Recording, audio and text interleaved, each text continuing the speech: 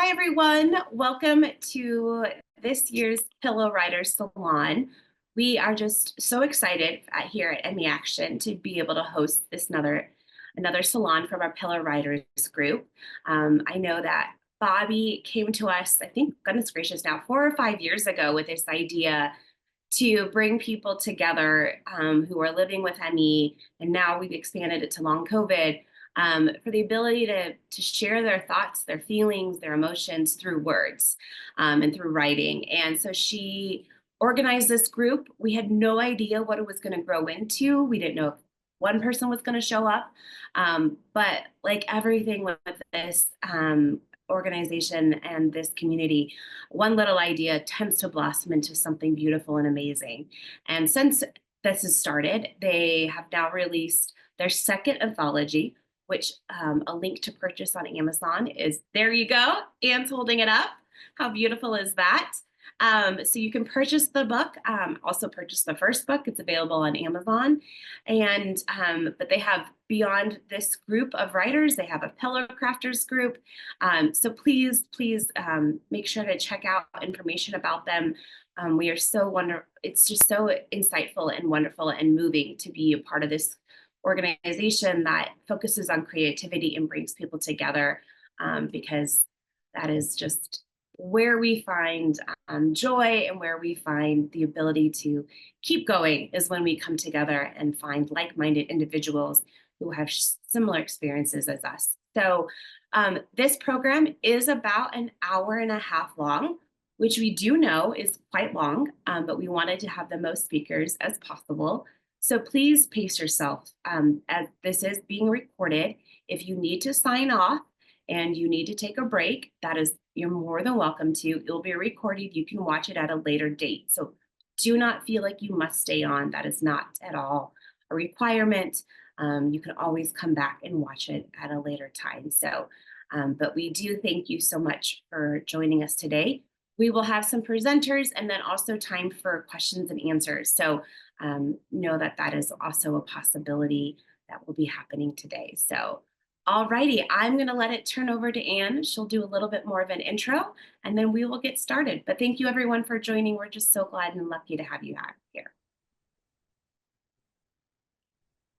Thank you, Erin. That was a great introduction. My name is Anne Greenberger, and I edited the anthology. And so all the readers today are published in this anthology, which is the second issue. It's been about a year in coming. We're doing one a year, maybe someday two a year. And so this is the work from the Pillow Writers group that meets every Thursday at 11 a.m. Pacific time in the United States, but all over the world. And I'm just so thrilled that people are going to be reading. We have 4 readers and then a break and 4 more readers. I'm just going to do a quick few-minute intro here for everybody. You can look in the chat, and I think Manu is putting in the chat the Amazon link if you want to buy this, which is $7, and half of that, the proceeds go to Emmy Action. And she'll also put in the links for the Pillow Writers group, our WordPress site. If anybody's interested in coming to the group, the only requirement is that you have ME or long COVID and you want to come. And there may be a couple other links she's putting in there. So I just want to thank everybody for being here. I hope you can see me okay. As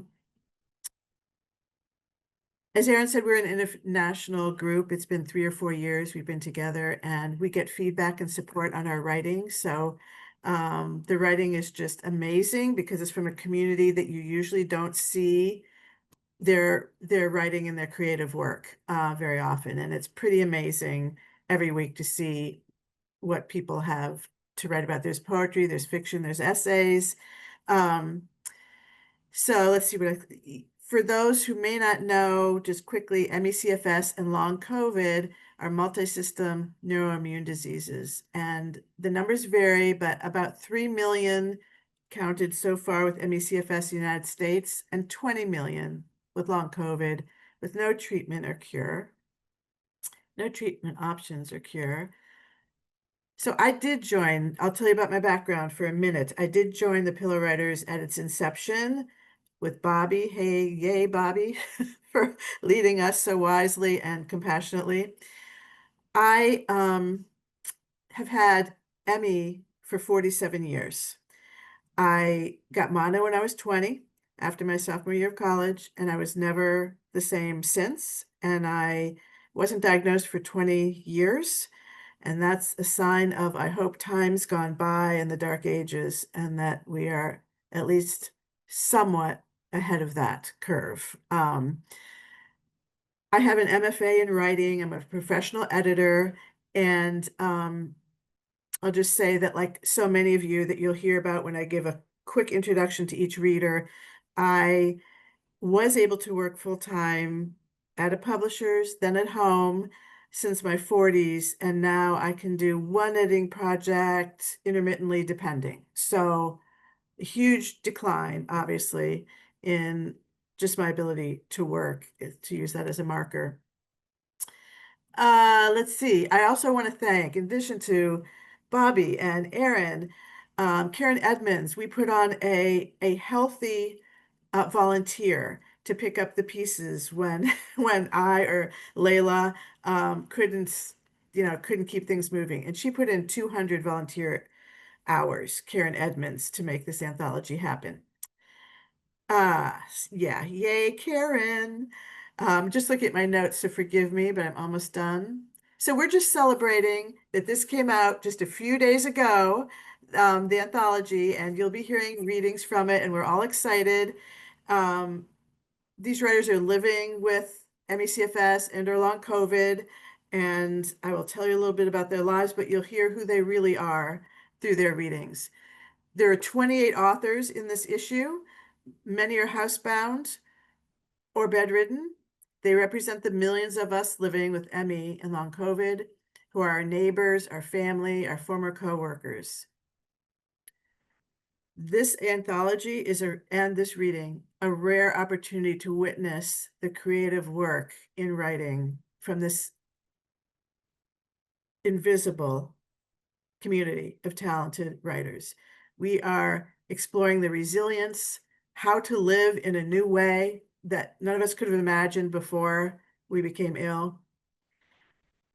And I just want to say that there are two essays in here by family members of Pillow Writers who wrote about what it's like to live with either their mother or their daughter with ME.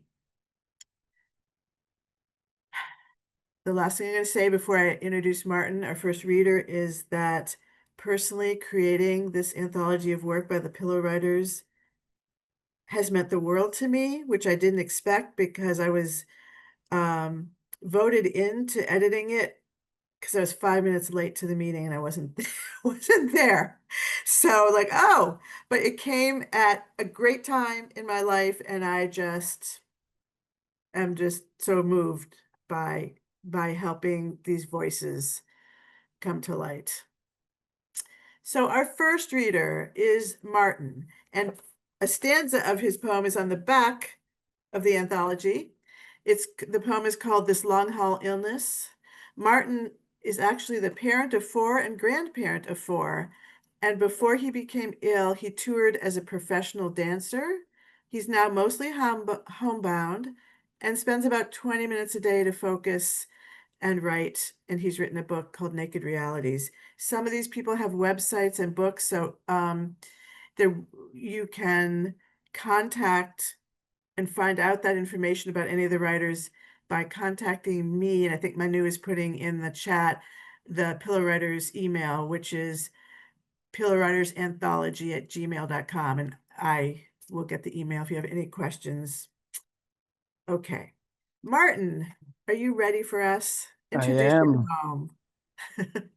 Thank you, Anne. It's such a pleasure to be here because it was through one of these salons that I joined Pillow Writers, and it has been such a refuge through my life. Have I been pinned? Am I supposed to wait for that? Oh, well, I will jump in here. Um, this long haul illness is my jealous lover.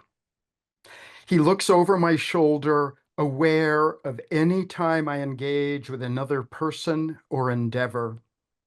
She belittles me in front of others, demands that I always report to her, follows my every move, threatens to leave me.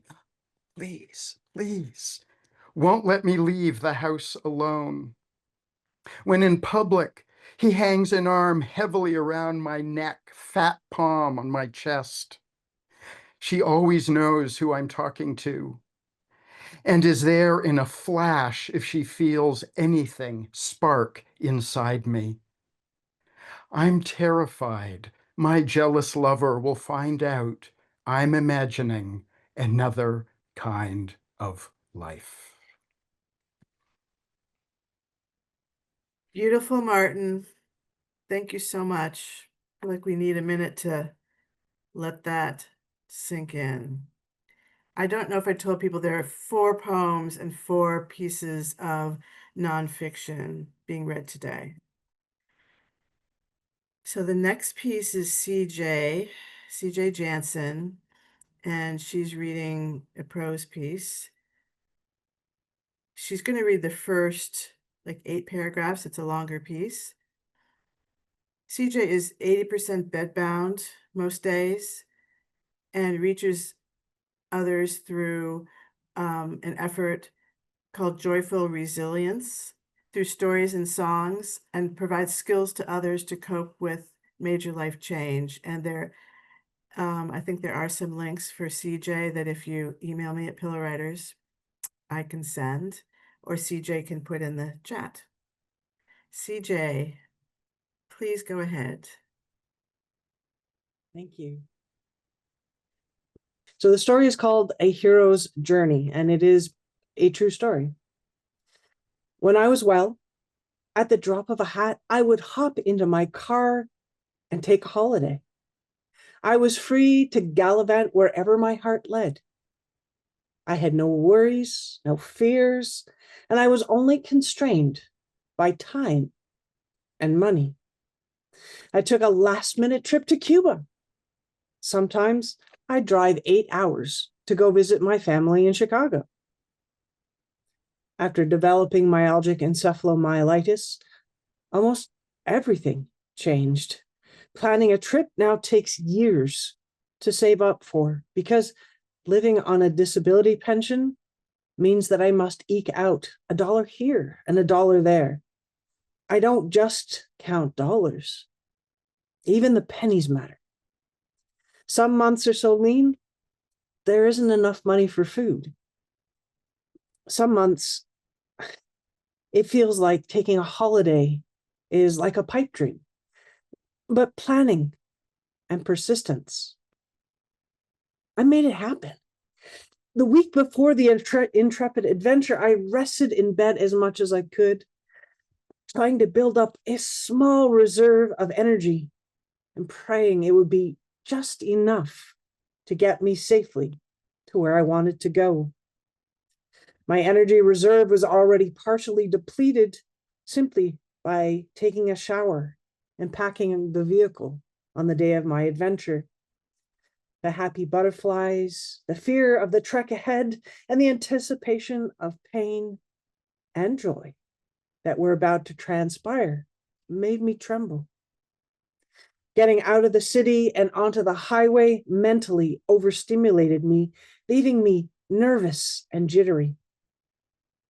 But then I hit the open road and I was free to breathe and believe that this is happening. The drive eventually became calming and monotonous, but the surcease of fear made me more aware of the mounting pain searing into my body. The hum of the tires and my ever-decreasing gas gauge told me I was making progress, yet my mind vacillated between anticipation and trepidation, family, pain, fun, brain fog. I reveled in the scenery along the highway. I was denied this pleasure for so long because I had been trapped in my bed by illness and wave after wave of long COVID-19. I listened to my audiobook to distract me from some of the ratcheting levels of aching, seizing, and stabbing pains. As I got closer to my destination in uncharted territory, my ever increasing brain fog obscured my ability to think clearly. I was wholly dependent on Siri's voice in the car, but she was speaking to a faulty operator. Her voice guided me turn by turn, and somehow I still got turned around.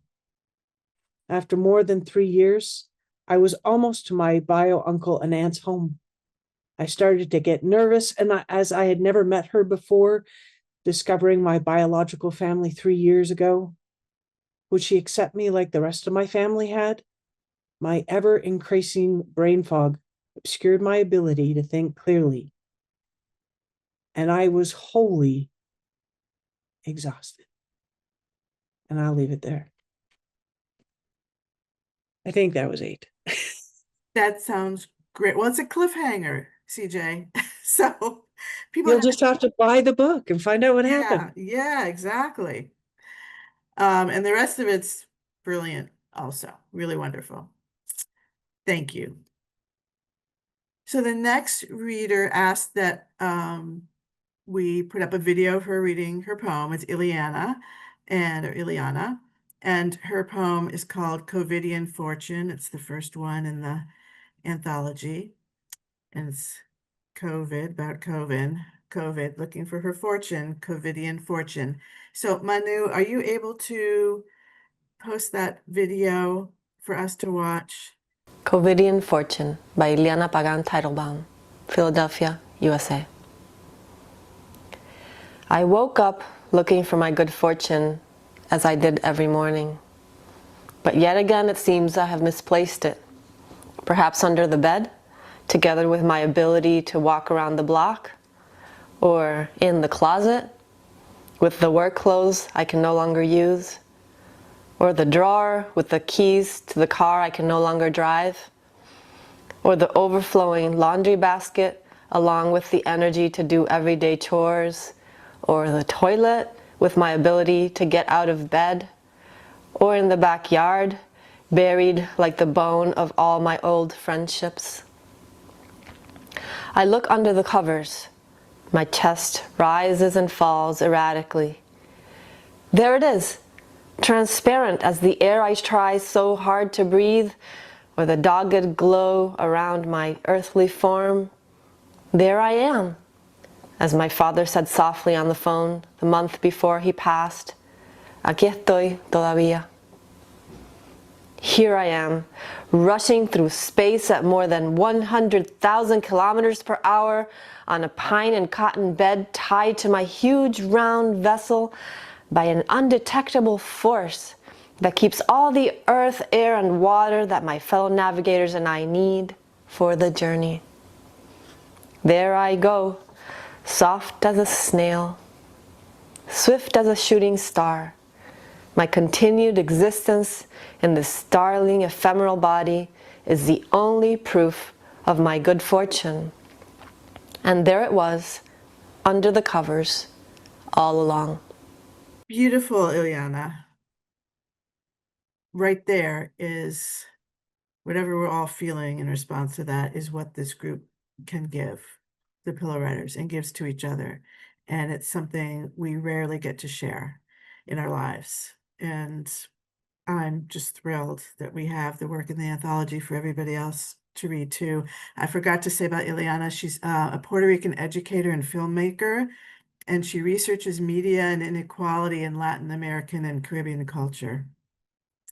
So thank you, Ileana.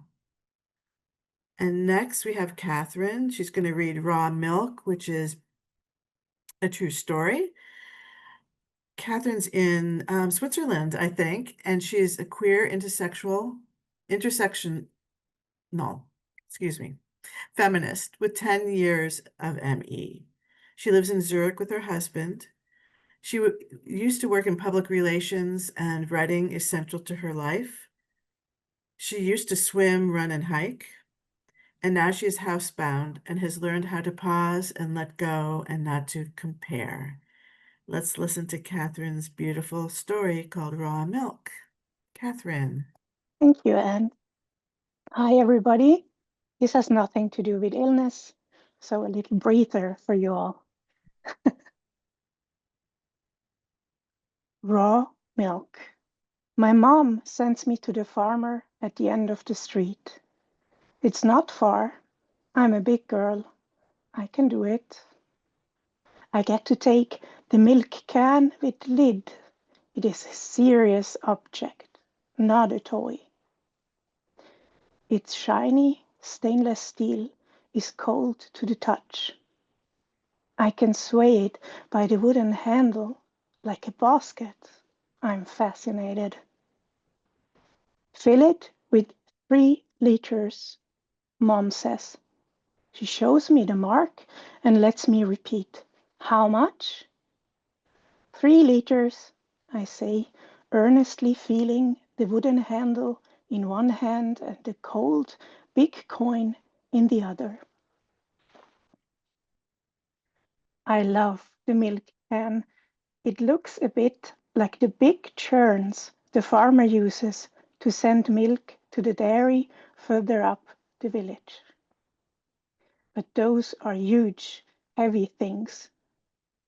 To move them, he rolls them over the bottom rim, slightly tilted to one side, because they are too heavy to lift with their 40 liters of milk inside. It's a delicate balance, strange looking in the big, rough, red hands of the farmer. It seems like a dance, light and easy. But I get that it is a hard thing, a practice thing. I know all about practice things because I'm the youngest. Everyone else has practice. They can do stuff, but I need practice. For example, my big brother says if you swing our milk can fast enough in a big upright circle from toe to head to toe, fast, fast, fast, nothing will fall out. He dares me to try it with the filled milk can. No lid needed, promise. I won't, because I'm not stupid. I'm undecided if it is doable and I need practice, or if he's lying and just being mean. Off you go. My mom stops my musings about the gravity of milk and the untrustworthiness of elder brothers. I smell the farm before I reach it. Warm milk, cow dung, hay, and fumes from the tractor. It's a good mix, full of life. I'm happy here, but today I am a lot more. Proud, scared, shy, and confident. 3 liters, please. I interrupt the farmer with outstretched hands, coin in one, can in the other. He takes the can, but gives me back the coin. Pay when you get the goods.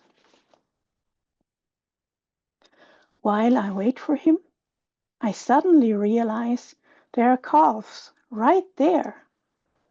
They moo and stretch their heads out of the little opening of the shed. 5, 6 curious, gangly calves. I'm in heaven. There is a dare I will do and have done before. I carefully put the coin into my dungarees and hold my hands in front of the moist snouts. In seconds, my finger disappears in a warm, wet, suckling tunnel. The calves are gentle but forceful. Rough, scratchy tongues and yes, teeth are now wrapped around my fingers and hands. I have to hold firmly against them, or they will surely swallow me whole. It is, after all, a dare. I giggle, sharing a scared, happy, hyped, wonderful moment with the calves, while we all wait for milk. Thank you, Catherine. That was beautiful. We've heard the first 4 readers, and I don't know if Erin is going to sort of lead us in just some comments and questions we've got time for from everybody, or some that might be in the chat. And also, if any of the readers or other pillow writers want to talk about, say anything about what the Pillow Writers group has meant to them, or being in the anthology has meant to them, but I'm just going to open it to Erin taking any questions or comments. If you just spoke, I do want to make sure you recommend you check out the chat. There's a lovely just comments and appreciation of your work in the chat by our fellow audience members. So make sure to read that if you haven't had a chance. At this moment, we have about 10 minutes for people. So if you have a question, if you could raise your hand, you do that by hitting the react button. There's an option to raise hand. I will call on you. You most likely will have to unmute yourself, and then we can get the question. Or you're more than welcome to just put, if you don't want to voice your question, you can also put it in the chat. And if there are no questions, that's perfectly fine. We'll continue on with the presentation. And don't mind my cat. He likes people's stories as well. All right. Any questions at this time? Or any comments that you want to share? I see Leila's hand. I just want to take a few moments now because I live the kind of life that I actually I had an accident and I wasn't able to time the amount of my share. So I don't know if I'll have a chance to share this. This group has meant so much to me because I, like so many of you all out there, have been bereft of all other friendships. Unbelievably, like I would never have imagined before, people, close friends and dear and new and old, have just found witnessing what's going on in my life too much. And I was left with no one but my, partner and my family until I found this. And it's been an amazing group. And I think it was just, it's, speaking of magic, this is a real magic. Of the constellation of people who happen to be around from the beginning, created a format and an understanding and unspoken but very clear rules about how and even visual guidelines as to how you can make careful, accurate comments, whether you love it or you imagine something else, and how you can do that in a way that is always being 100% supportive and appreciative and even celebrating. It's like every single person's comment, we value each other so much that it's like a celebration. That's enough for me. Thank you so much for sharing. Does anyone else have any questions or comments they want to talk about? All right, we have one raised hand. 2, okay. Martin. This group, for those of you who are just stepping in, I just want to say has meant so much to me. And it taught me that I have like about 15 minutes of writing in me a day, but that 15 minutes a day actually could lead to me publishing a book. And it's just amazing that you don't need to be creative for 5 or 6 hours in a day, and yet a book can come out of it. And something that I really like about this group is that there's a lot of places to go to lament about our illness, but this group isn't one of those places unless you're doing it through your writing and your creativity. It really is about giving each other support and feedback and just an incredible witness to our creativity and writing. And if we are lamenting our illness, we can pour that into our art. So it's not a place where there's so many places to go, oh my God, this is so hard. This isn't that place. This is a place where we really support each other with the writing. So I have so appreciated this group over the years. And I'm actually now not going to the Thursday one. I go to the Spanish version on Tuesdays. So if Spanish is your first language, you can come join us on Tuesdays. That's it. That's what I wanted to say. Thank you, Martin. We appreciate that. All right. And then MS, I see that you have your hand raised, so I'll bring you up. I'd also just love to echo Layla and Martin and say how much the group has meant to me. But I also want to extend an invitation to folks here who maybe haven't come to the groups yet. There's a lot of different options. There's different times. There's a crafters group. There's multiple writers groups. And if you haven't been to one of them, we really are a very lovely and welcoming group and non-judgmental and supportive. So I hope that you will join us. And I'll just put in the chat the information. And then also, in case Erin wasn't going to mention it, I do encourage folks to donate to ME Action or purchase the anthology with proceeds going to ME Action, because with the website, which I just put into the chat, has ways where you can take action yourself, but a lot of us don't have energy to do that or time. So you can donate to others taking action as well. Well, thank you. Yes, we are always very appreciative of people who are able to donate, as we definitely recognize right now times are tough for a lot of us. Here's particularly those of us in the States. So if you do have the ability to give, it does mean the world to us, so that we are able to continue this work. There's quite a fight ahead of us with a lot of the changes that are happening, again, particularly here in the States.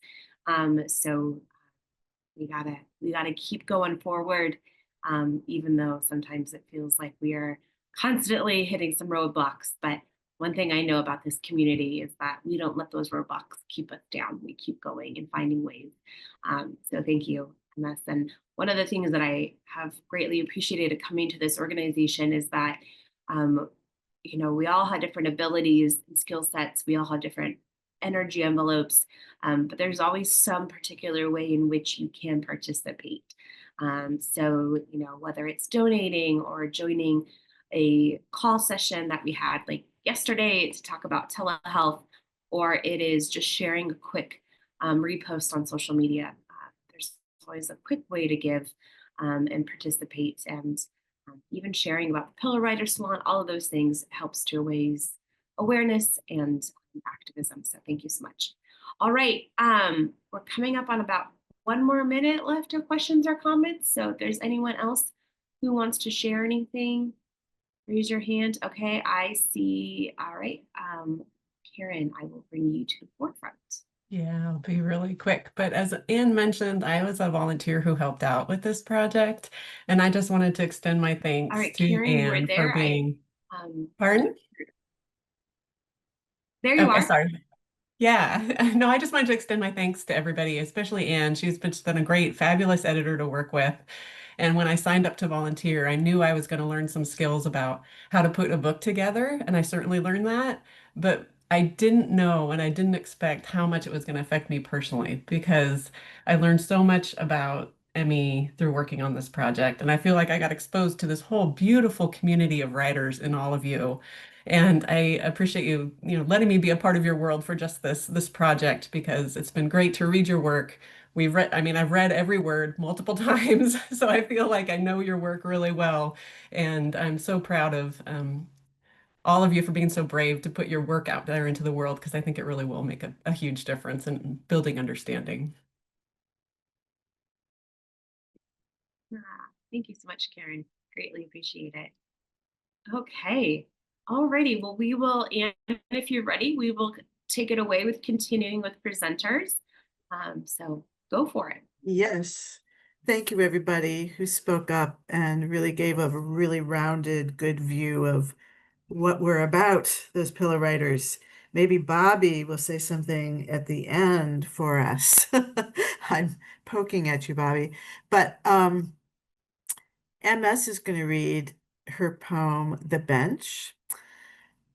MS just made a comment a few minutes ago, and MS is a disabled, mixed race, Asian American poet and writing about ME and long COVID. MS, would you read for us? Thank you. And I'll be reading from my beautiful copy, which I was really excited to get in the mail a couple days ago. And my parents will be buying a copy also. And I got a copy as a gift for someone. So lots of uses for these, especially when the holiday seasons come up. The bench. Shivering on a wooden bench in the dark, I wait. The smell of plants surrounds me. Rats run past my feet, unavoidable in a New York City garden at night. 5 minutes pass. My strength hasn't returned. I can't walk again yet. I finish one podcast episode and start the next. 20 minutes pass. My body is still too fatigued to stand. I try anyway and collapse back onto the bench. My head spins, my heart races, my eardrums throb, my legs shake. I start a new podcast episode. I play a game on my phone. I wonder when I'll be able to get home. It's cold and my jacket is thin. I feel the icy wind and stare into the night. My boss says my documented disabilities are no reason to work from home. It doesn't matter that my work is done on a computer, that everyone I supervise works remotely, that each time I go to the office, my health deteriorates. I spent my day doing virtual meetings and emails. No reason to be there in person except for my boss's command. And now I can't get home. My employer boasts about its anti-racism, anti-ableism, workplace wellness, inclusion, social justice. This week, a colleague was shocked at how different I look. Another gave me her arm to walk back to my office from the bathroom. I live 5 blocks away from my job. This is the second bench I've rested on during this journey. The bench is around the corner from my apartment building's entrance. I can see my kitchen window. It might as well be a million miles away. My stomach squeezes, my bladder throbs, my heart pounds, my eyes ache, my shivers intensify until I'm shaking. It's been 30 minutes. My husband is out. I can't ask him to come downstairs and get me. I text a friend, embarrassed, but daring to hope. She responds she's on the way. I sob from relief, my tears chilling my cheeks. I taste salt in my mouth. I force myself to stop before she arrives. My breath hiccups until I get it under control. If I can't control my legs, at least I can control this. It's hard enough to have to ask for help just to walk around a corner because I'm stuck on a bench. The relief releases the panic that has been building all night. My blood buzzes. What if this is irreversible? Have I lost my ability to walk? What else is going to happen to my body? I block out the fears before my friend arrives. She walks up through the shadows, gives me a hug, picks up my bag, loops her arm into mine. She supports me as I tap along with my cane. She walks very slowly to match my pace. She talks about other things to take my mind off of this. She says she cares. She makes me laugh. She makes us hot tea when we arrive. I warm my hands on the mug and smell the comforting spices. My body slowly stops shaking. I feel so grateful to her and so angry to be in this position of needing rescue because of a lack of work accommodations. Thank you. Thank you, MS. Really moving. And I don't know about other people, but I have a couple of my own stories that are so parallel to that, and hearing yours really helps me. I'm thinking at the comments at the end, there may be people who just want to share things about their own lives that they've heard echoed today in the writing. Just a thought. Okay, Layla was a great volunteer with the anthology and helped make many decisions that were not easy to make.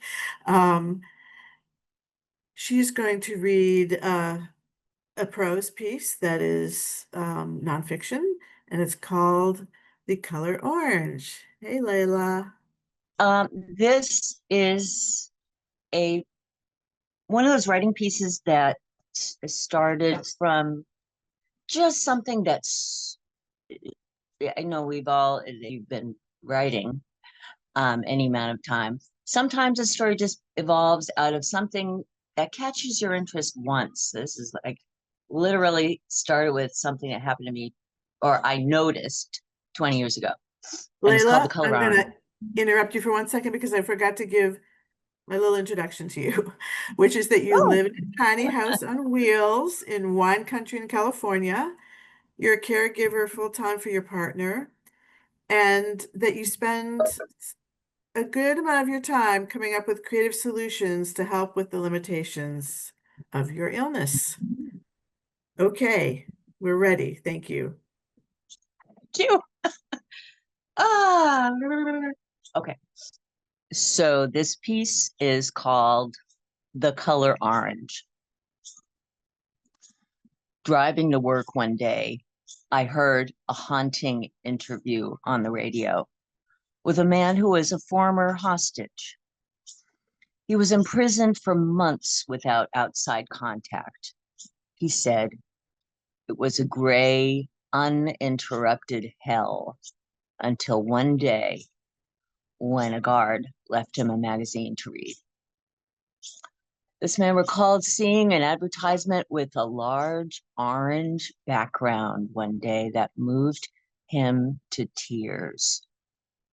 He said, "You can't imagine the happiness I felt just seeing the color orange." He added, "I don't see the world the same way anymore. Other people, they don't even see the beauty around them. I do."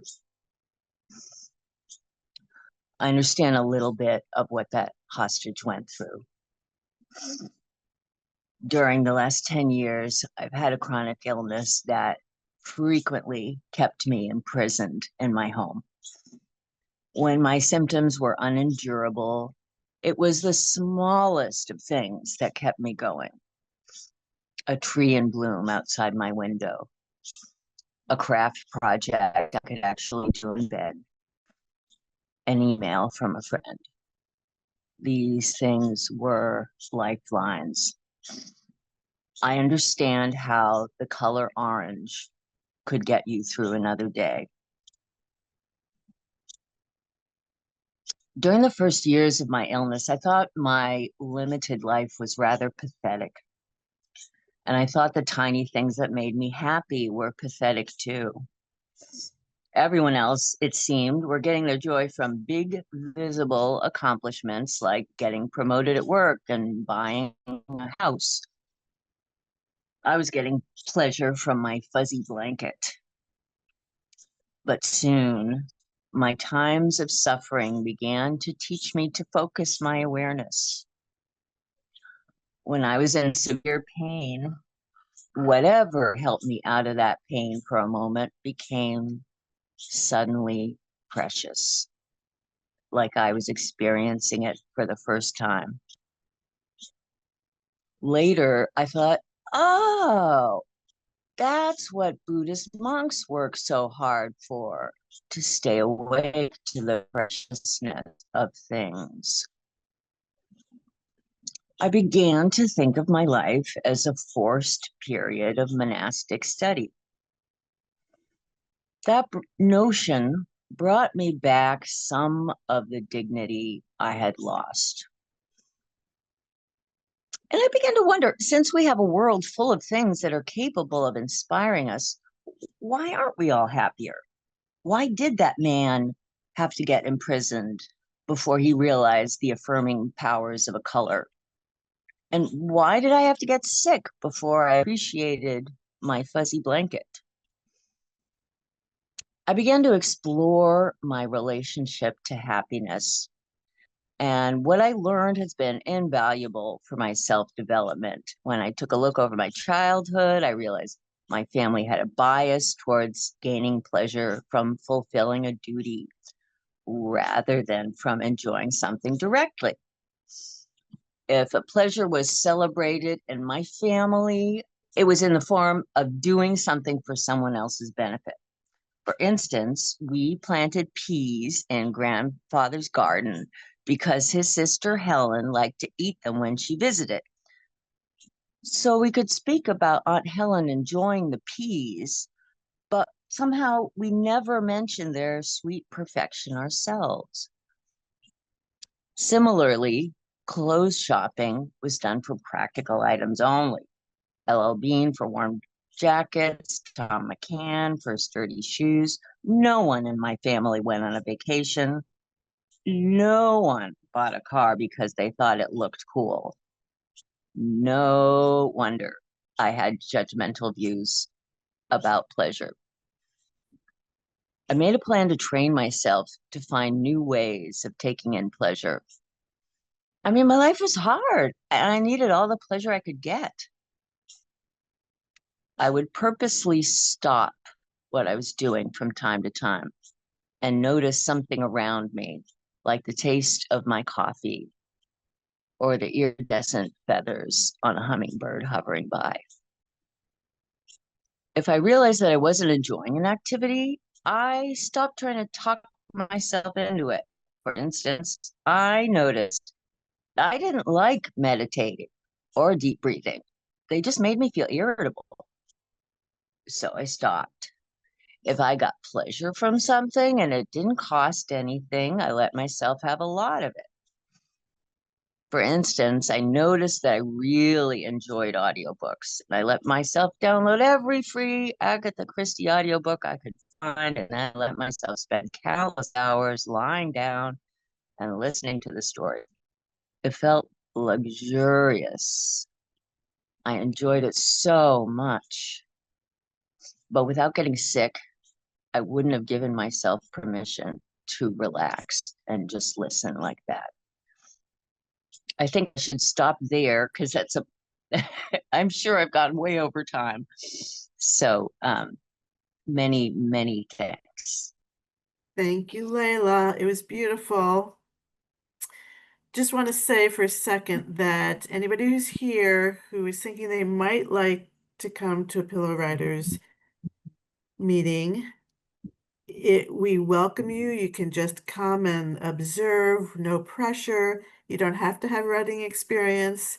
If you just think it might be something that you would enjoy, come take a look, come sit in on a session. We'll love to have you.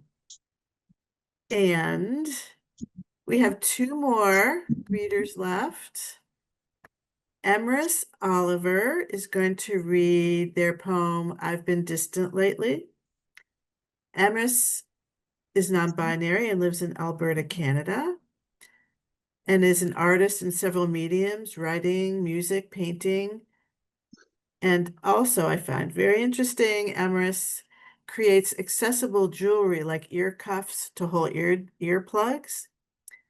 Their paintings have been shown in community spaces, but Emrys is too ill right now to paint and has been ill for 9 years and is now severe, and is also a disability advocate and LGBTQ plus advocate.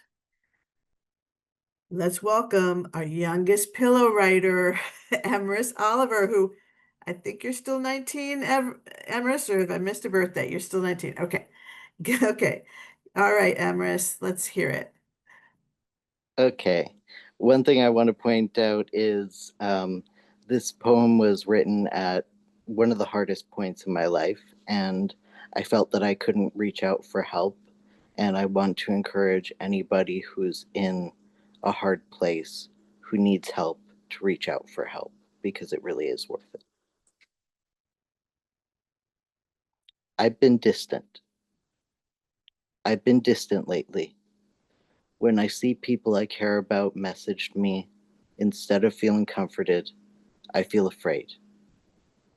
I'm afraid that I'll say the wrong thing, that I'll hurt people, that I'll do the wrong thing and lose them, that I've already done the wrong thing because I was too scared to message. I don't know how to cope with how overwhelming this is right now, how overwhelming it's been for so long. I know it's not fair to put that on people I care about.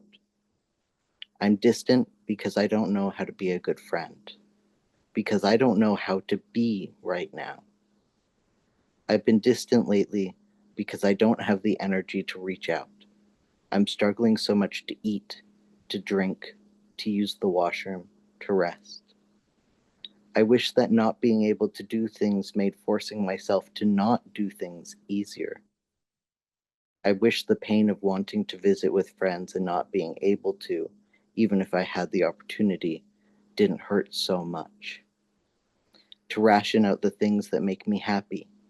In this many days, I'll get to do a fun thing. In this many days, I get to leave these walls. I've been distant lately because if I push people away and they leave because of me, then it's not another thing that's been taken away from me. If people don't care about me, then it's one less person who would be sad if I were gone. Then it's one less person I would have to stay alive for. I've been distant from myself. I've been distant because I'm lonely. I'm distant because I miss you. I'm distant because I miss me. Thank you, Emrys. And we're going to put something in the chat, Emrys. Yeah.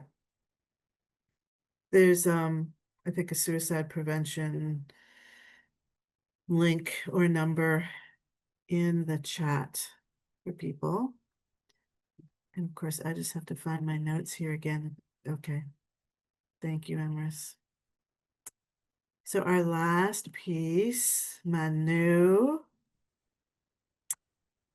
Vargas Fernandez, lives in Colombia, South America, and is an artist and filmmaker for 20 years, has had Emmy for 10 years.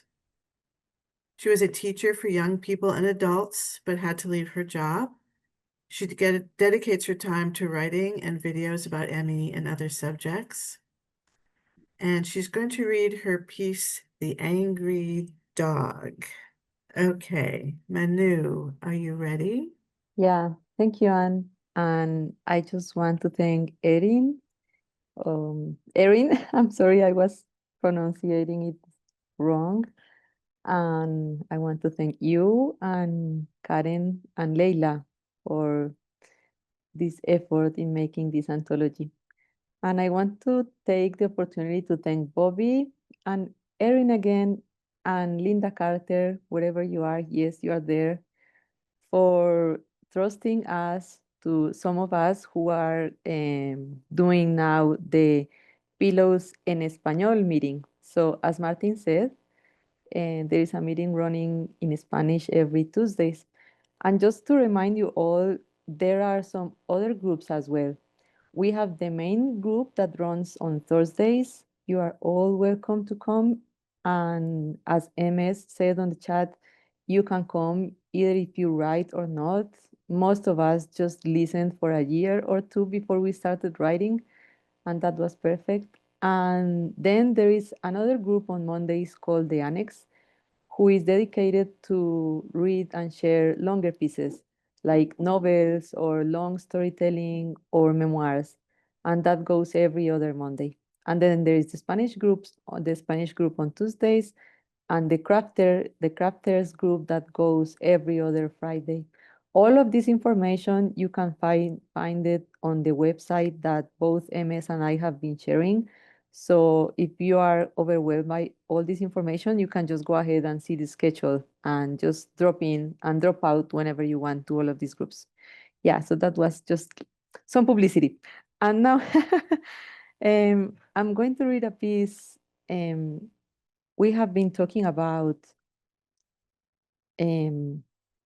myalgic encephalomyelitis, and some of us have or had or are still struggling with mental health issues. So, it's perfect that my piece comes after Emery's piece and after we touch on that. So this is a story about depression, and I hope you understand my English because I'm not going to share the piece. Okay, so it is called The Angry Dog, and it is called The Angry Dog because Winston Churchill, who used to suffer from depression, used to call his depression the black dog. So thanks to my friend Mitch, who is also here, I changed the name the black dog for the angry dog. That is also that it also works pretty well. So every now and then, no matter if it's day or night, I'm visited by a big angry dog. When I hear him coming, I hide under the bed, feeling his breathing close to me. The dog sticks his snout out desperately, trying to reach me. It's terrifying. The last time I thought he was dead because I got out of my bed and kicked him and kicked and hit him until he left. I didn't like hearing him cry, but I couldn't have stayed under the bed all of my life. I had to make a decision. The dog was back, and as always, I went under the bed. However, this time it was different. Instead of pushing myself against the corner of the wall, I slowly approached him and offered him my hand to smell. To my surprise, the dog's anxiety decreased, and he came to smell my hand. Very slowly, I dared to touch his head and pet him affectionately. The dog threw himself on the floor as a sign of trust. So little by little, I encouraged myself to get up. The dog wasn't as big as I imagined, and since I petted him, he stopped barking so loudly. In any case, when he comes back now, it's not a pleasant visit. He breathes down my neck all the time, as if he is waiting for the moment to attack me again. I had to get used to it, and I understand that I can't get him out again by kicking him. The dog is still there, kept calm only by my caresses and goodwill. And although his presence is not pleasant, at least I can bear his company until he decides to leave again. From time to time, the dog comes back. I don't know where he comes from or where he goes after he visits me. What I do know is that I can't attack him, because the more I attack him, the more he attacks me back, and the longer his visit becomes. I've learned that when he comes, the only thing I can do is to pet him and be very patient until he leaves. This dog is more like me than I would like, and it really is like he's a part of me. Sometimes he comes, sometimes he goes, but he's always with me. Thank you, Manu. It was beautiful. That is the end of the readings. We've heard from 8 incredible writers with their work that's in the anthology, which I will show again. And I don't know if I said, but the artwork is by an artist with severe ME, and the first issue also had a cover by the cover art was by an artist with severe ME. I want to thank Carmencita Lorenzo, who designed the cover for us, who volunteered to do it. And I hope that each issue will have artwork by an artist with severe ME. It's a wonderful way to appreciate them. Okay, Erin, I think I'm all set, and we'll do some questions or comments. Again, wonderful. For those of you who shared just the last half, again, check the chat. There's some wonderful, lovely comments and some hearts and things like that. So thank you so much. Do you want to flag, as I know we just had two pieces that touched on some heavy topics. ME Action does have resources. I think Holly in the chat shared our resources for anyone in crisis. So, always helpful to pin and keep it saved as a bookmark if you need it at a time, or if you need to share with those within your community that you connect with. That's always a helpful resource that is there for you. One of the things ME Action prides herself on is joining in community, finding spaces, and being intentional in creating community. So whether it's the Pillow Writers Club or our Facebook club groups, our Living with ME group is massive. So if you are looking for new spaces to join and find like-minded people, highly recommend that you check out those groups. All right, I will bring Emrys up and you can share. Righty. Okay, let's bring Bobby up real quick, because I know that she is the founder and creator of this wonderful group. So I want to make sure she gets a chance to speak her mind and also let her know that we are so thankful for her. I just want to say that this was typical and untypical of a meeting, because a lot of the meetings have filled with joy and fun and lots of other things besides how we're dealing with the illness. So I just want you to know that in that way, this wasn't typical. I think people wanted you to know, this bigger audience, what ME is like. And boy, I think they did that. I was just very, very moved. But there's usually a lot of fun and humorous pieces. And we welcome people with other related illnesses in addition to ME and long COVID. And I think if you know this, I can't remember how to say all those other related illnesses, but I just thoroughly appreciated all the readers. I was moved by everything. Everything. I mean, I'm just thrilled to be able to attend the meetings. Okay, comorbidities. Okay, I don't know the right words to say. but Lyme and other infectious related illnesses and so forth that we welcome people to. Thank you, Anne. Bye-bye. All righty. Tracy, I will have you come to the forefront. Hi, sorry about that. I just wanted to add one thing that has been mentioned already is the Emmy caregivers group that Emmy Action also does. And I'm Emrys's mom, and I was encouraged for years to check out the caregivers group, and I thought I'm too busy for it. And as soon as I joined, I was like, I have been missing this so much. I didn't have to explain what Emmy was or why, all of the usual things can't work for somebody with ME. And it's amazing group.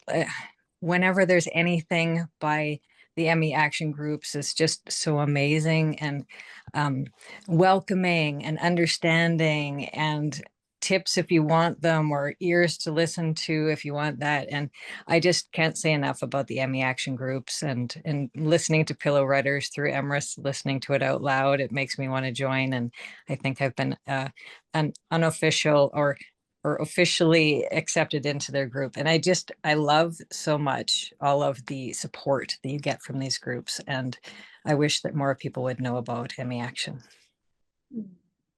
Thank you, Tracy. Yes, I know Holly is working on the links to our caregivers group, but she did mention, she just shared it. That's how fast Holly is.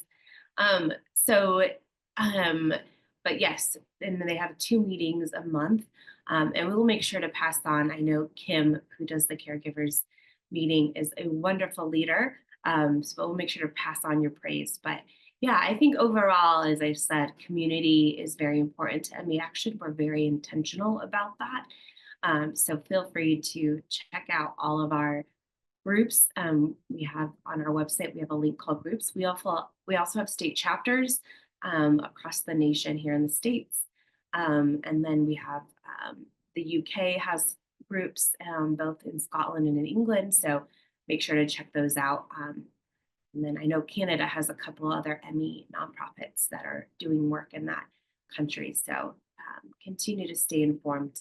But there's a lot of way to find community and a lot of ways to take action and make a difference in your either local area or in your country. Okay. Yes, Anne? I'm just going to pop in about what you said, just because if you haven't been able to look at the chat, or it can be overwhelming, all of this. So if you need to get in touch and find out any more of these links or information, you can reach me at Pillow Writers Anthology, all one word, all lowercase, at gmail.com. Pillow Writers Anthology at gmail.com.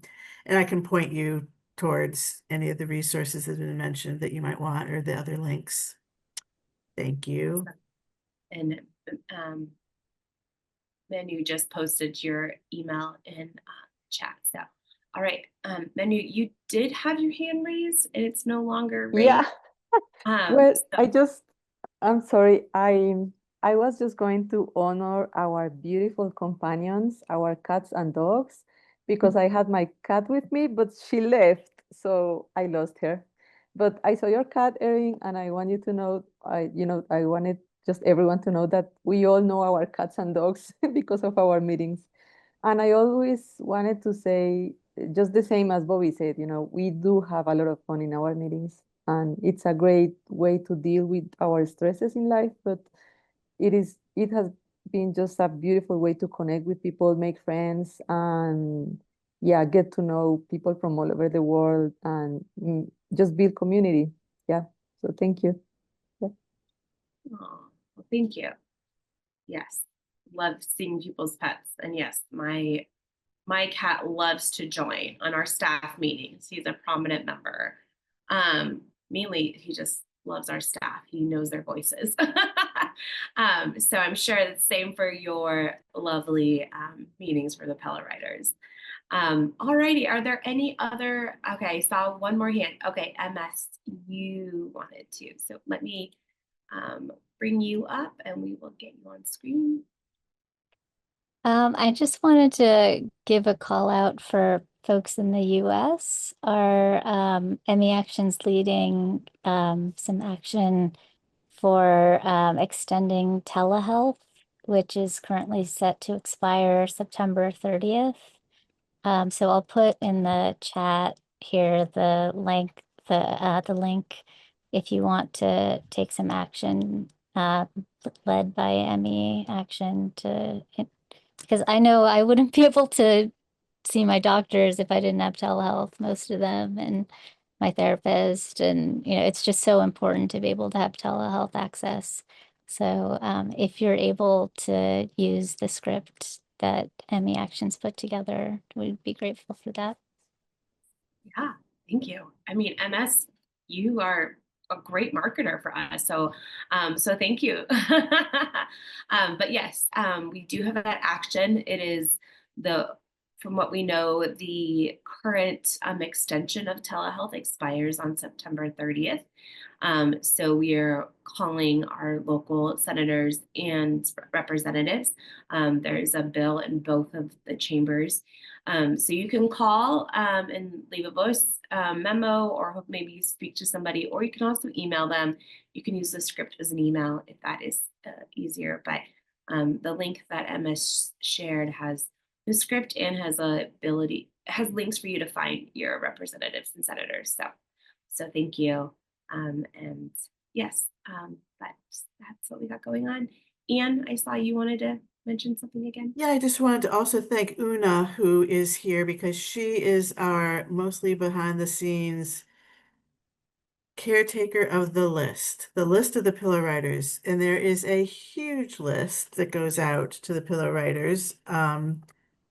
Just saying what the upcoming meeting is, or if there are any, if there's any news or information. There's also a shorter list for the people who just tend to be more active on the list.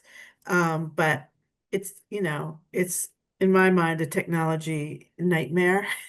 But Una quietly and heroically handles all that for the Pillow Writers, and I just wanted to thank her. Yes, thank you. And I know also Una helps and supports the Pillow Crafters, so which is another really great group that comes together and works on that. So, all right, Pilar, I see. Oh, sorry, Una, can I did just you want to say something real quick? Just real quick, I just want to say it is an honor to serve this group. I have never, ever met a group like it, and it really is an honor to serve. So thank you. Thank you. And Una has shared some pieces, both in some of our normal artist salons and on, I think, the previous writing salon. So if you want a chance to hear some of her work, I recommend checking some of those out. All of our recordings are found on the Emmy Action YouTube page. So, all righty, Pilar, I'm going to have you come up. I see that your hand is raised. Hello, I'm sorry it took me so long to find a way to raise my hand. No I just wanted to thank everybody so much for all this hard work and beautiful work, and for the meetings. I've only been able to attend a few meetings, but they always like my heart, raise my heart, always. You are awesome. Thank you so much for everything. I wish I can join you more often. Thank you. We appreciate your kind words. And I don't necessarily want to put words in Bobby's and Anne's mouth, but I know that they appreciate when anyone is able to come. 1 meeting, 200 meetings, no matter amount that you attend matters. It makes a difference. So I think that is what is so great about this community is we fully recognize that everyone is able and has different abilities, and so showing up when however you're able to show up matters. And we know that sometimes just showing up for 5 minutes is a lot for people. So there is absolutely no judgment for how you show up, how often you show up, and the length of you showing up. So know that there's never any time that we we think, oh gosh, they're only here for one meeting. That is not at all our thought process as part of this organization. So, so thank you for your very kind words. And I will say, as someone who is more tangent to the organization of the Pillow Writers, kind of just being on the back end of making sure they have access to Zooms and articles and emails and things like that. But what I always hear from these types of events is just how powerful this group is and how life-changing and how monumental just showing up with this group is to the community. So I just want to honor all of you who have shared today. I want to honor Anne and Lila and Una and Manu, who all of you lead your own separate groups as part of the Pillow Writers. And again, Bobby, for your amazing idea. Again, that has blossomed into something that is so amazing and really has made a difference. And as some people said, has saved their lives. So I just want to honor all of that. Really quick, Bobby, Anne, do you guys want to say anything before we sign off? I just want to thank all the readers today. They did a great job, and there are other people here on this call who are also in the Pillow Writers Anthology. Their writing's in there, and it's just been a really moving, connecting, wonderful experience for me. I'm just going to echo what everybody has said, and I came in not expecting it, really, and it's grown on me. I know these people, and I'm part of them, part of you, and it means a lot. Thank you. All right, well, we are coming up right on an hour and a half. So great job on timing. I know it's not easy sometimes, but thank you so much. And for all of you who joined from all over the world, we really appreciate you giving your time and energy today. Like I said before, ME Action is a wonderful organization. We are doing a lot of work on many different fronts. So if you are able to give at this time so that we can continue to do the good fight, we greatly appreciate it. But we know that a lot of people are going through some financially hard times. So we recognize that as well. But make sure, no matter what, the anthology is on sale on Amazon. I know that there's been multiple times throughout the chat, the different links and the different countries where it's available. So get your copy today. Those funds do also help support ME Action as well. So yeah, and as Holly just wrote, sharing on social media is a great way to spread awareness about our organization, about our actions and our groups. So thank you so much. I'm going to hit end record now. So thank you all. We greatly appreciate you guys all coming together.